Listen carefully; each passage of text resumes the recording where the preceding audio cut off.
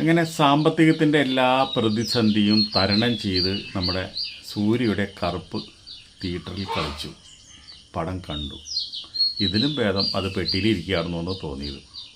സൂര്യയുടെ കഷ്ടകാലം തീർന്നിട്ടില്ല. സൂര്യ ഇനിയും ഒരുപാട് സ്ട്രെയിൻ ചെയ്തിട്ട് വരും. ഇതുവരെ അധ്വാനിച്ചുണ്ടാക്കിയ എല്ലാ പേരും പെരുമയും എല്ലാം നഷ്ടപ്പെട്ടു ഈ സിനിമയോട് കൂടിയിട്ട്. കുറേ നടന്മാരുണ്ട്, കുറേ നമ്മുടെ തൃഷ്ണ പോലെയുള്ള ആർട്ടിസ്റ്റുണ്ട്. 5 കോടി രൂപയാണ് തൃഷ്ണ എൻ്റെ അഭിനയിക്കാനായിട്ട് മേടിച്ചത്. 40-45 ലക്ഷത്തിനാണ് സൂര്യ മേടിച്ചത്. ഈ പടത്തിൻ്റെ പ്രതിസന്ധി തീരാൻ കാരണം എന്ന് വെച്ചിട്ടുണ്ടെങ്കിൽ സൂര്യ കുറച്ച് ഫൈനാൻസർ കുറച്ച് പൈസ കൊടുത്തു.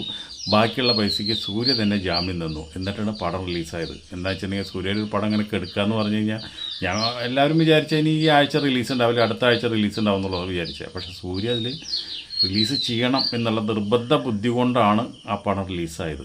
ആ പടം റിലീസായപ്പോൾ പ്രേക്ഷകർക്ക് ഒരുപാട് പ്രതീക്ഷയുണ്ടായിരുന്നൊരു പടമാണ്. സൂര്യ ഇതിൽ രക്ഷപ്പെടും എന്ന് വിചാരിച്ചിട്ട് പടം 10 പൈസയ്ക്ക് കൊള്ളില്ല.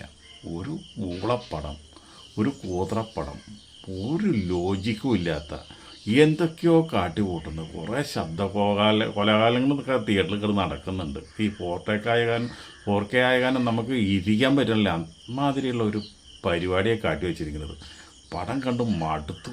ഇതെങ്ങനെയെങ്കിലും ഒന്ന് കഴിഞ്ഞോട്ടെ, പുറത്ത് ചാടോട്ടെ എന്ന് വിചാരിച്ചിട്ട് ഇരിക്കുന്നത്.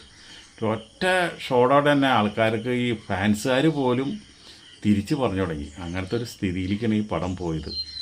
സൂര്യയുടെ പഴയ പടങ്ങളൊക്കെ എന്ന് പറഞ്ഞു കഴിഞ്ഞാൽ നമുക്കൊക്കെ രോമാഞ്ചം വരുന്ന, രോമം ഏറ്റു നിൽക്കുന്ന പടങ്ങളാണ്. ആ ഒരു നടൻ ഇതുപോലെ അധംപതിച്ചത് കാണുമ്പോൾ സങ്കടം തോന്നുക. ഇതിനെപ്പറ്റി കൂടുതലൊന്നും പറയാനില്ല. നിങ്ങൾക്ക് ഇഷ്ടമാണെന്ന് പോയി കാണാം.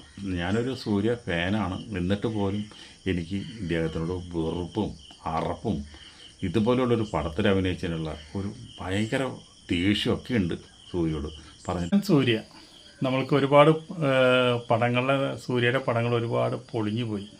അതുപോലെ തന്നെ വീട്ടിലും കഷ്ടകാലം, സിനിമാ ഫീൽഡിലും കഷ്ടകാലം, അവരെ ദാമ്പത്യത്തിലും കഷ്ടകാലം. സൂര്യക്ക് ഭയങ്കര കഷ്ടകാലം പിടിച്ച സമയമാണ് ഇപ്പോൾ.